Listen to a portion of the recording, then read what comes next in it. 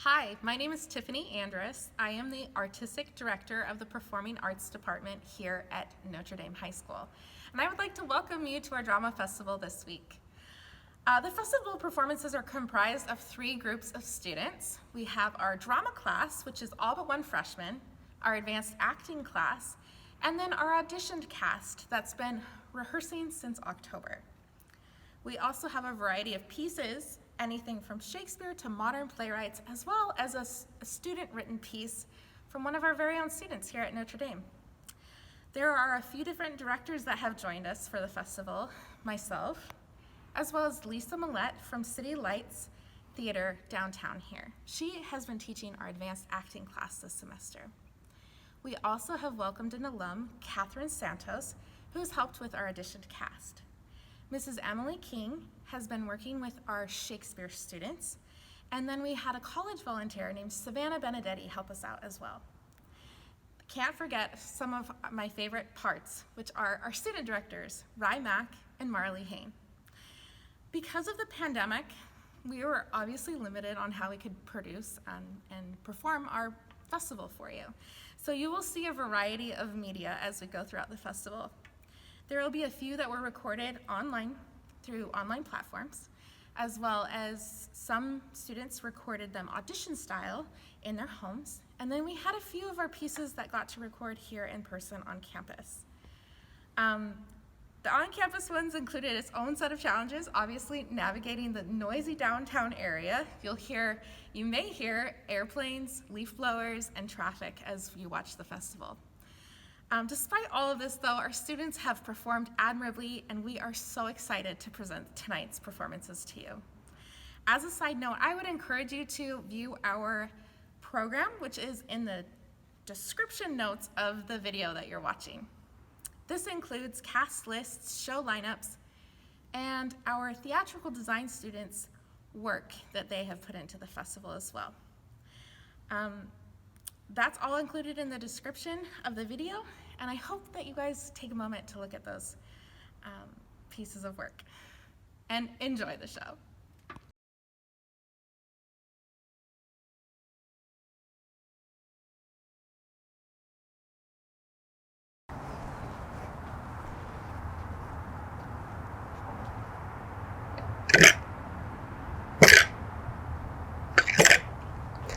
All right, how much longer is this gonna go on?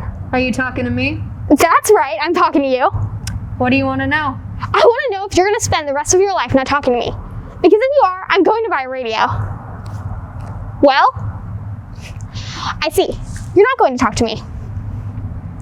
Two can play at this game. If you're not going to talk to me, I'm not going to talk to you. I can act childish too, you know. I can go without talking just as long as you can. Then why the hell don't you shut up? Are you talking to me? You had your chance to talk last night. I begged you to come upstairs with me. From now on, I never want to hear a word from that shampooed head as long as you live. That's a warning, Felix. I stand warned. Over and out. There's a key to the back door. If you stick to the hallway in your room, you won't get hurt. I don't think I gathered the entire meaning of that remark. Then I'll explain it to you. Stay out of my way. I think you're serious. I think you're really serious. Are you serious? This is my apartment. Everything in my apartment is mine. The only thing left here that's yours is you, so stay in your room and speak softly.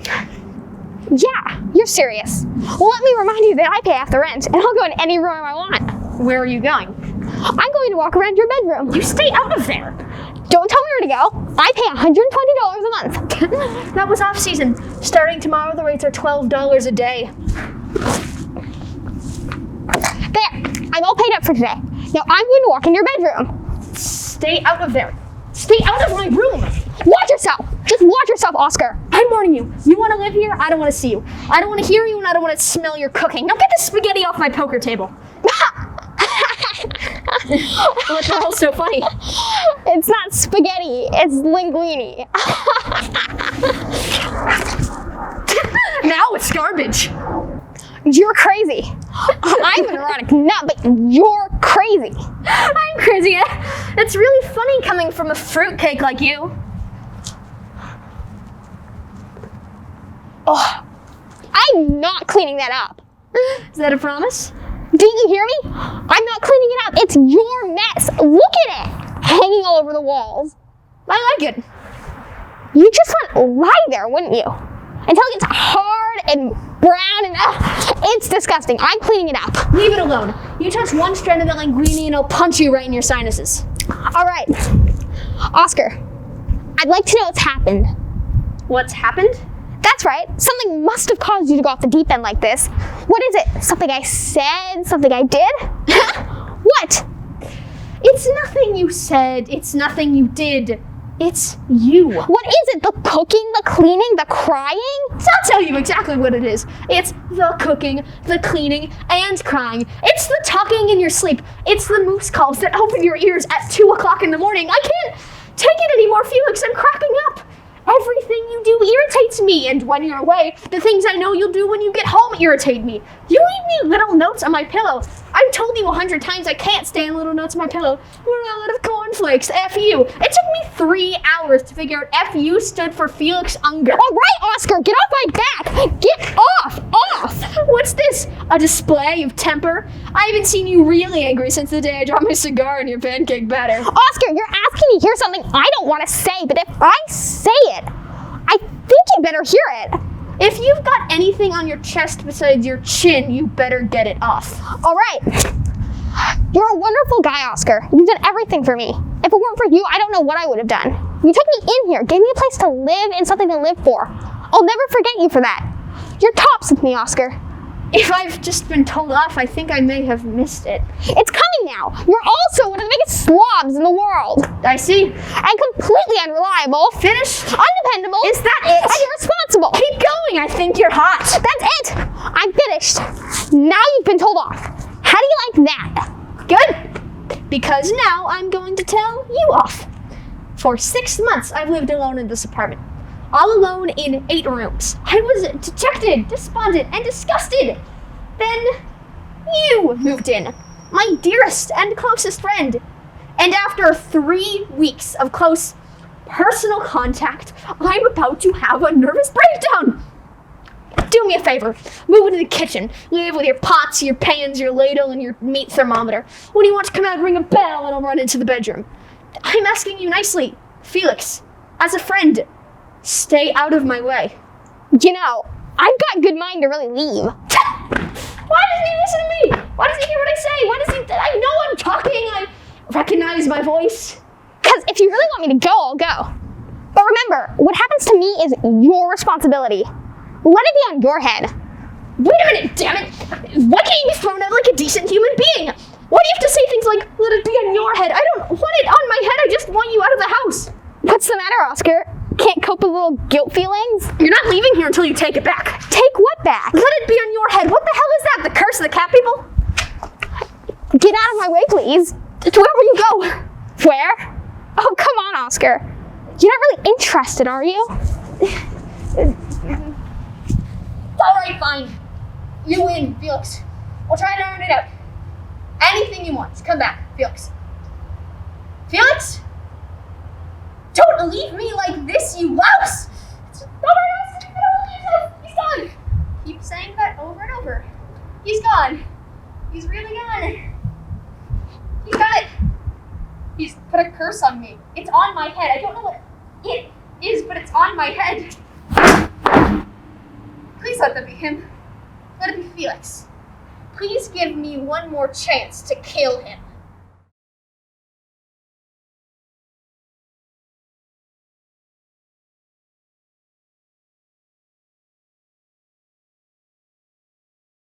Hi, my name is Alana Garrison, and I'll be playing Henrietta from Silent Sky by Lauren Gunderson and Hermia from A Midsummer Night's Dream.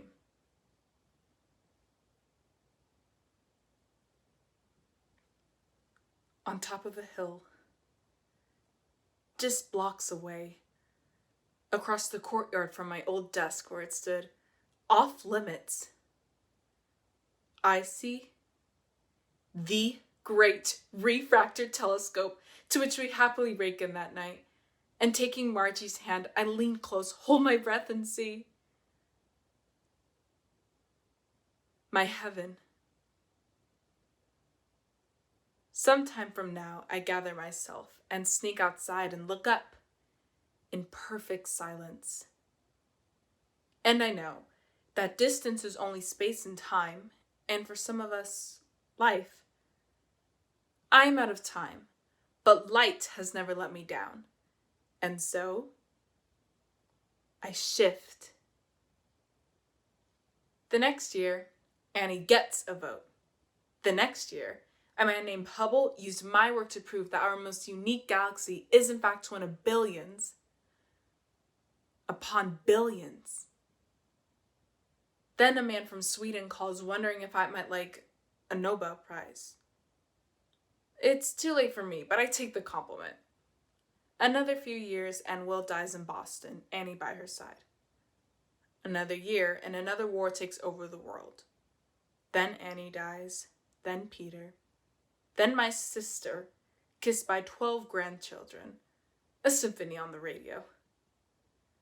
Then we harness the atom, then orbit the Earth, then stand on the moon, then a telescope named Hubble with wings set for space shows us how vast and beautiful it all is. Because wonder will always get us there. Those of us who insist there is much more beyond ourselves. And I do.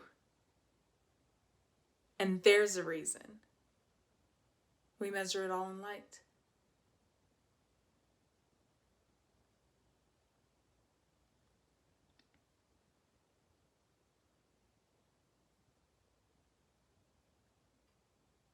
Puppet, why so? Aye, that way goes the game. Now I perceive that she hath made compare between our statures. She hath urged her height, and with her personage, her tall personage, her height forsooth, she hath prevailed with him. And are you grown so high in his esteem because I am so dwarfish and so low? How low am I, thou painted maypole? Speak! How low am I? I am not yet so low, but that my nails could reach into thine eyes. Thank you.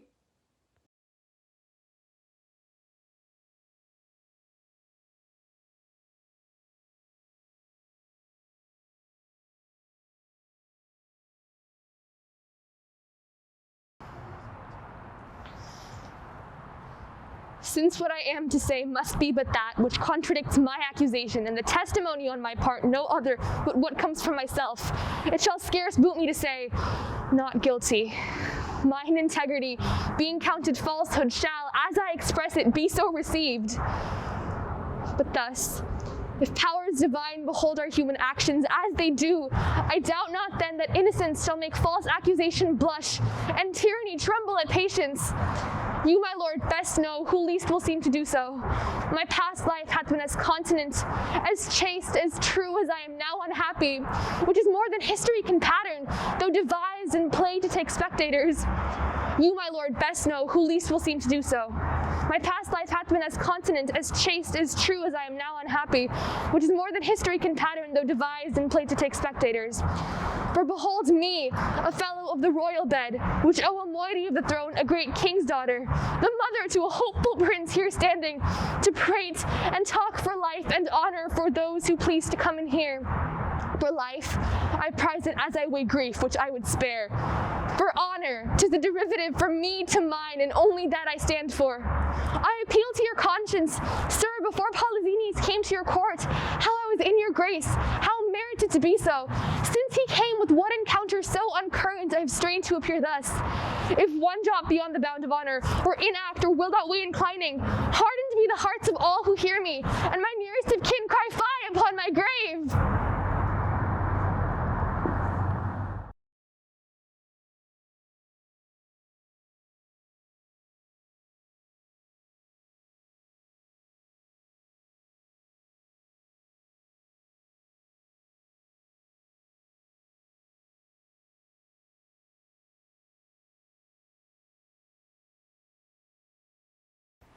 Players, players, players! Ho! I'm Columbine, Punchin, Rosetta, and Arlequin.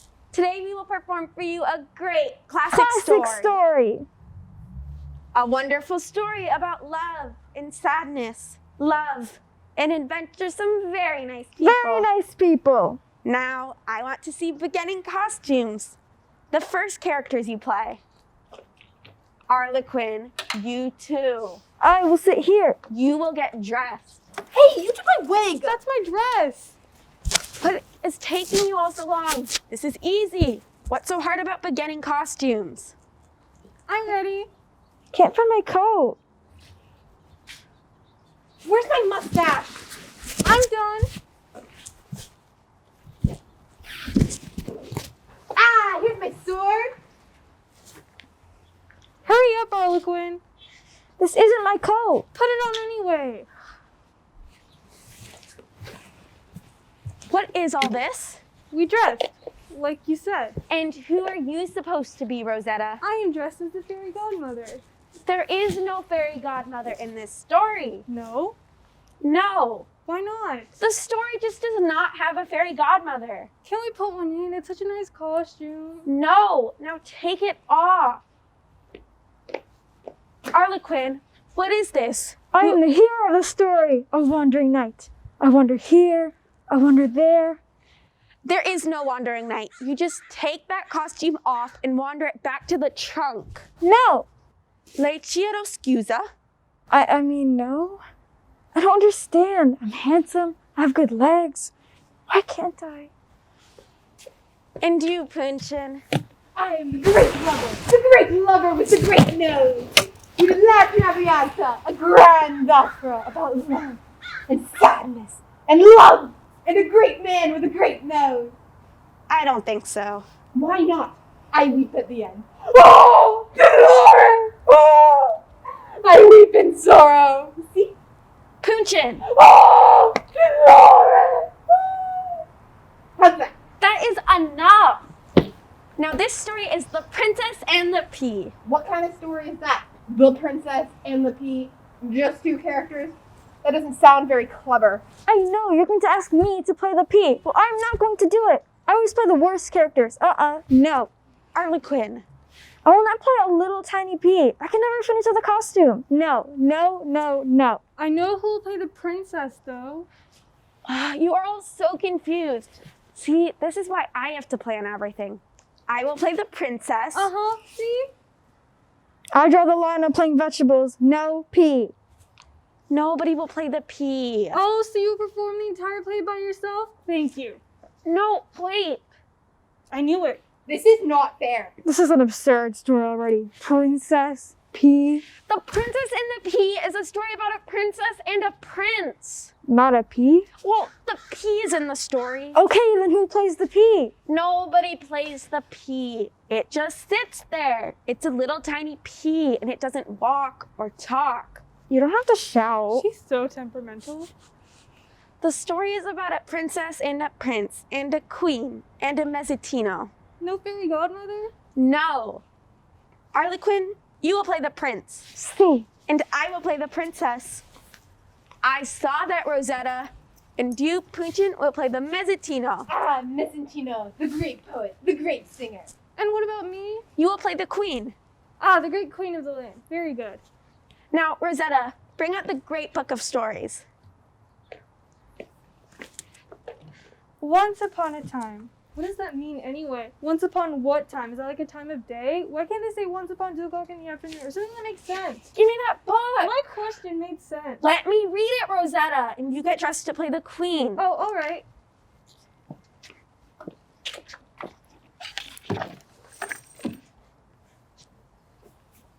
Once upon a time, there was a lovely castle in a land near the sea. In this castle lived the prince and his mother, the queen. The musician Mezzottino played, sang, and recited funny rhymes that made everyone laugh. Ha ha ha. Ho, ho, ho. But whenever the prince was alone, he found himself feeling very sad. I don't understand this. Why am I so sad? I have everything a prince could want. But sad he was. And finally, one day, he learned why. Prince Capello III. Hello, my friend. My friend, Prince Incredulo V. I have come to invite you to my wedding. Oh, that makes me so sad. But you should be happy for me. But I'm just so sad right now. Maybe you need to find a princess and get married. I'll do just that. Thank you, my friend. When you find your princess, I can come to the wedding. I hope you will, and you can bring your princess. They can talk about... I wonder what princesses talk about. I don't know. Shoes, crowns, maybe dresses. Princess talk.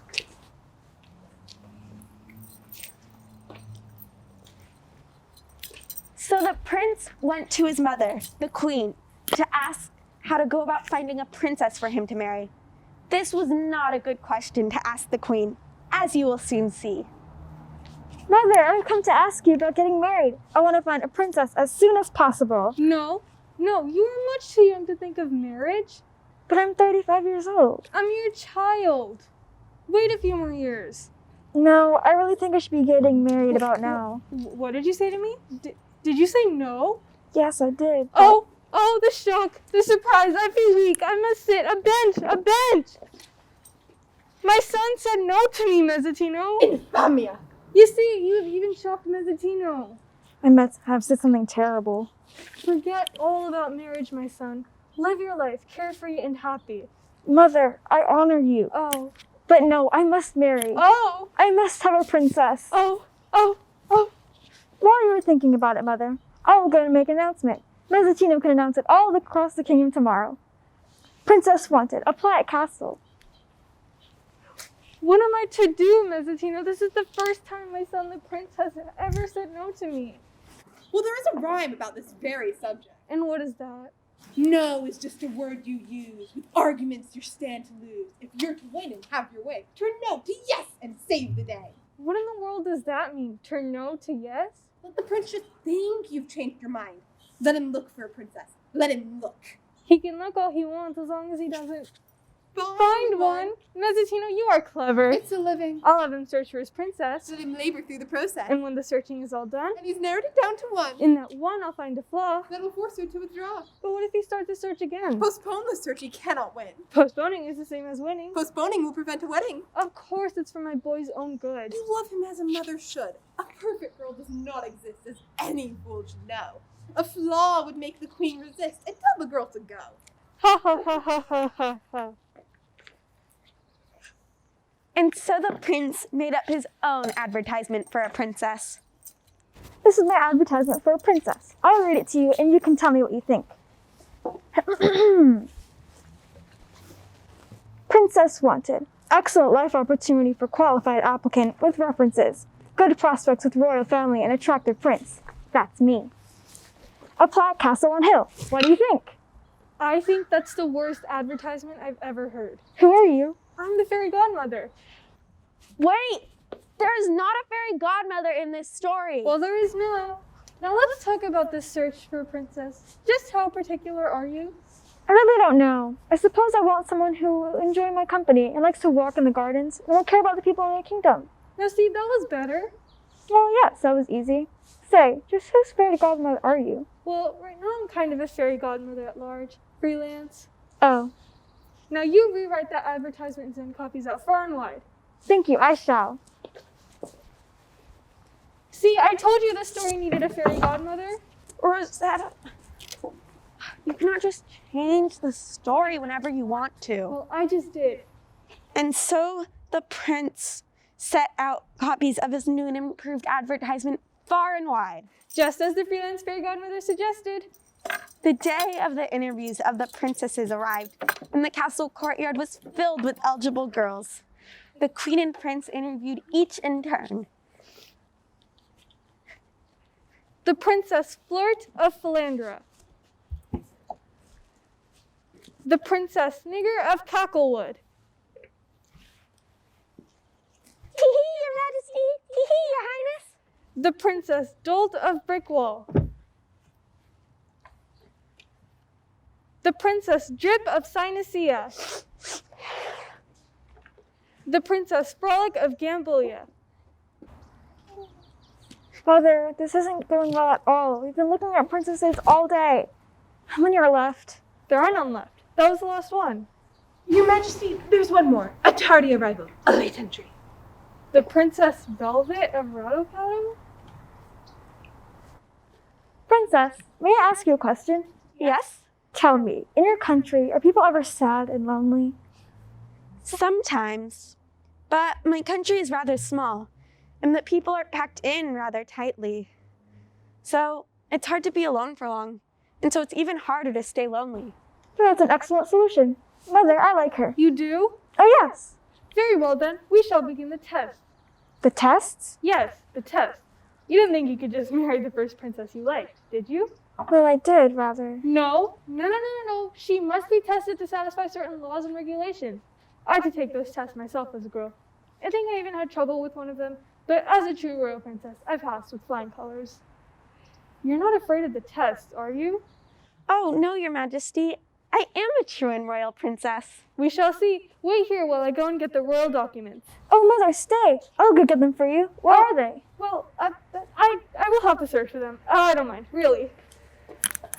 Well, do you take walks? Walks? In gardens and such? Oh, yes. I love to walk in gardens. Good. Are you on good terms with the subjects in your kingdom? Yes, I know them all quite well. Good, good. Well, here we are, the royal test to determine princesship. May I see? The ink is all wet. Well, a rainstorm on the battlements, very sudden, drenched the paper and made the ink all wet. Now, let me see if I can still read this. Aha! Test number 1. Walk a straight line. I'm sure I can do that. Wait. Call Mezzatino. I must have another witness. And tell him to bring the royal gradebook. Mezzatino! Be a witness. Do what you like. I have the royal gradebook right here. I shall witness magnificently. Witness over there. And take careful note so there's no misunderstanding in the royal records. Test number 1. Walk a straight line. The alleged princess will not walk a straight line. If she cannot, it means she's not a real princess after all. Proceed. Wonderful, she is a real princess. That was only the first test. How many tests are there? Don't worry about that. You just let me worry about that. Second test. Tie your shoe. But my shoe is tied. Wrong answer. To tie her shoe, she would have to untie her shoe first. It was a trick question. Ask her another one. For you, of course, my son. Now, this is a story problem in arithmetic. Oh no, I'm terrible at those. Don't worry, I'm ready. You are driving a cart, What kind of cart? I need to know for the royal records. a farm cart. Now, you leave the farm with 2 peasants who need to ride to town, but one gets out because he sees a sale. Then you pick up 3 cousins and a sister. Quick, you've reached the city gates. Who's driving the cart? That is a hard one. Well, It certainly isn't me, because a princess would never drive her own cart to town. She would have someone drive for her. Is that right? Is that the right answer? yes. Hurrah! Fourth test. There are more? Rub your stomach. Pat your head. At the same time. Stand on 1 foot. Hop up and down. It doesn't say all that. Well, can a queen have a little fun? She passed all the tests. You can stop now. Except for one, that isn't good enough. Well, give her another chance. Such as? Let's think of something. Mezzatino, bring some chairs and get this girl a decent gown. I'm tired of looking at all those patches.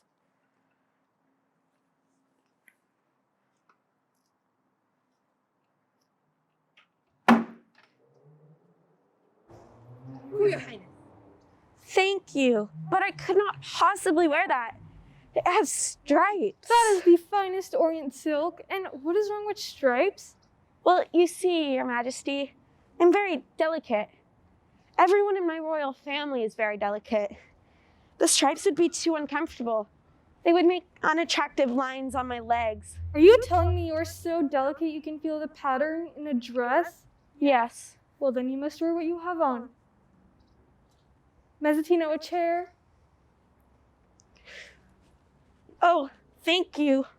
But I could not possibly sit there.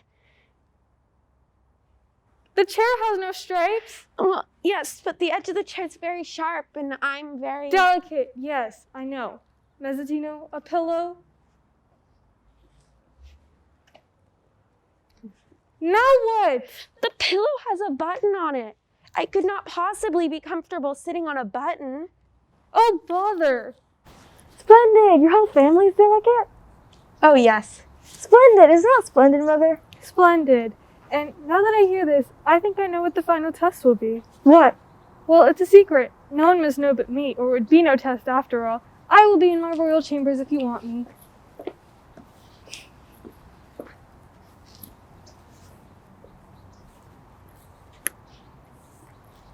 Whatever could this test be? I have no idea. If the queen says it's a secret, you can bet no one will find out. She can keep a secret. Do you know, Mazzatina? Me? No!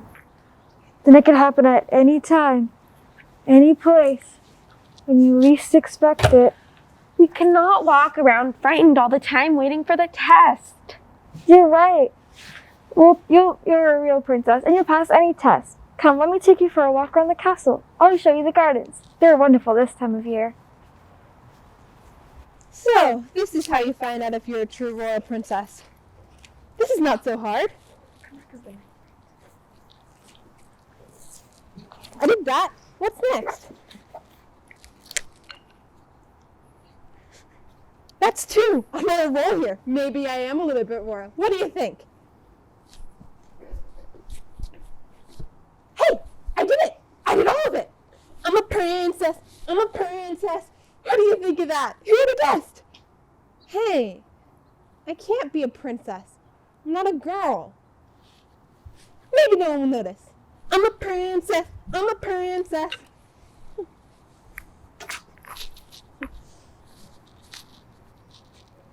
What? The queen thought long and hard about the final royal test. She had the beginnings of an idea, but it was not sneaky enough, or crafty enough, or devious enough to satisfy her. Mezzatino, I have the beginnings of an idea, but it is not sneaky enough, or crafty enough, or deceitful enough, Devious. or devious enough to satisfy me. Would you like to discuss it with your safe assistant, Mezzantino? Yes, Why are you wearing a tiara? Tiara? Oh, look! A tiara! Don't wear it again. Doesn't do anything for you. Yes, Majesty. Now back to my test. What is the sneakiest thing I could do? Give her a test when she least expects it. Catch her off guard. Yes, I know that, but how? Well, you could have... Excuse me, I'm a wandering knight, the hero of my story. Is this my story? Harlequin! See? What are you doing? You're not supposed to be in this scene. That prince was a dull fellow. I thought a wandering knight might just wander through the scene, give it all excitement. I could not find my dragon. I could not find my castle. Where is that dragon anyhow? He got away from me.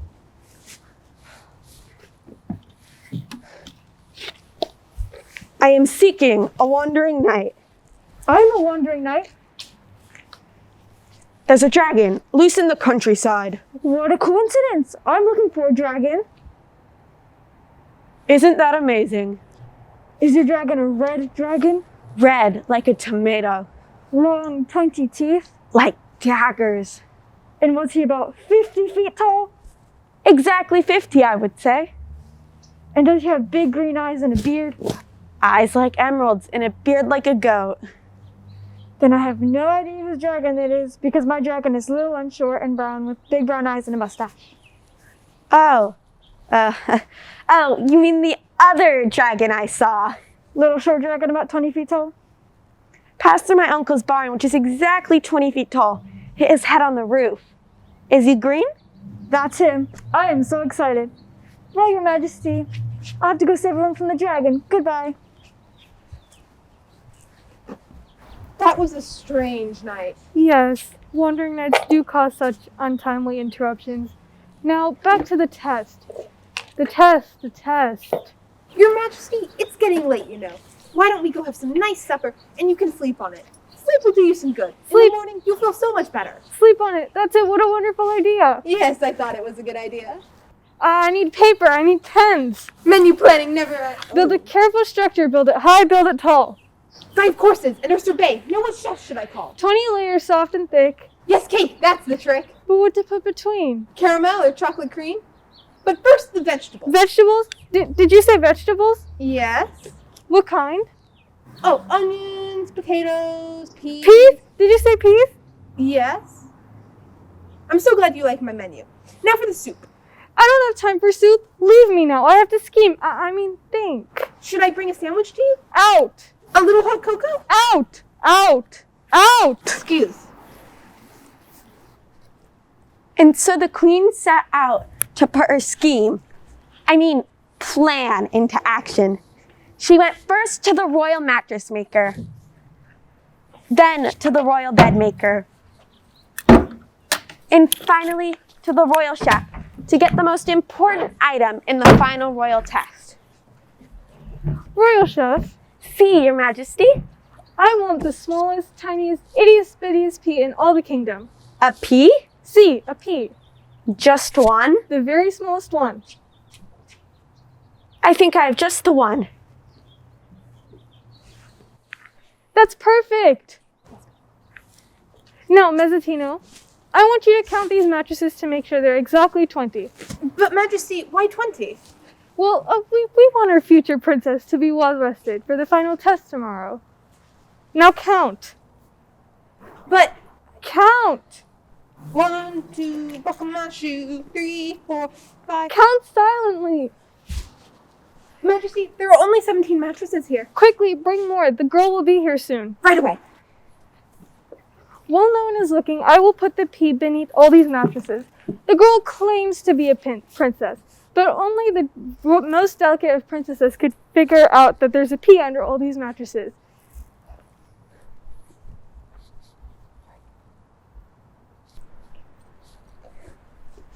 Your Majesty, your kingdom is beautiful.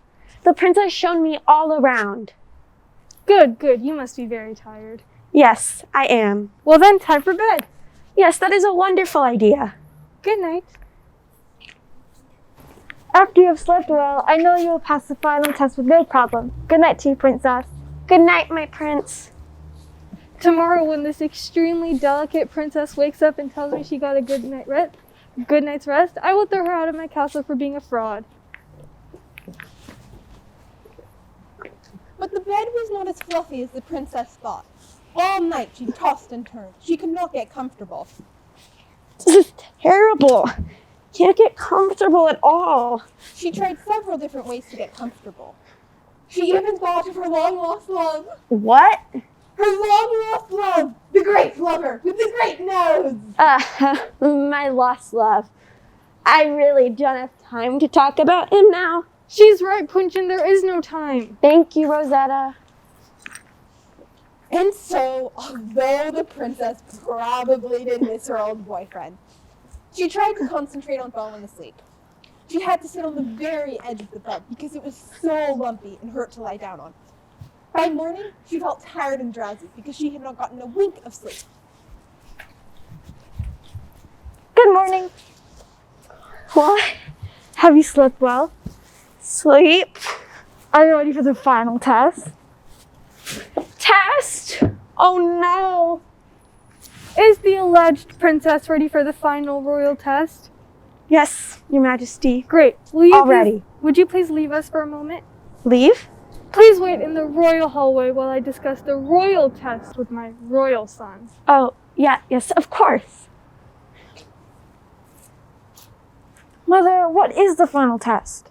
The test, my son, is over. What? Last night, I placed a pea beneath all these mattresses. If the girl is really a princess, she would have been able to figure out the lump made by the pea. So if she felt the pea, that would mean she's a real princess? If she is a real princess, the lump made by the pea would have kept her up all night. But nobody could feel that tiny little pea. Well, I could barely see it. Nevertheless, that was the royal test. It's binding by law. I don't really think that's fair. Bring in the alleged princess. Bring in the previously alleged princess.